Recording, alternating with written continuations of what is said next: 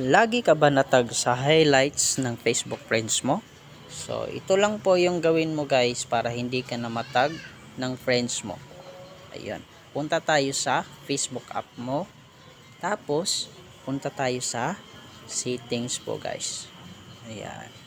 Click lang po natin yung settings. Tapos, pag may nakita tayong notifications, yung bell po guys, i-click lang po natin yan. Tapos, pag may nakita tayong tags, punta po tayo sa tags. Ayan, i-click lang po natin.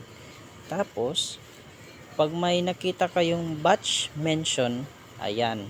Pag naka-blow siya guys, it means naka-on po yan guys.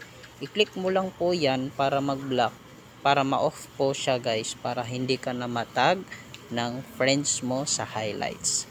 So, yun lang ang ituturo ko sa inyo guys, at sana makatulong po ito sa inyo. Salamat sa panonood. God bless.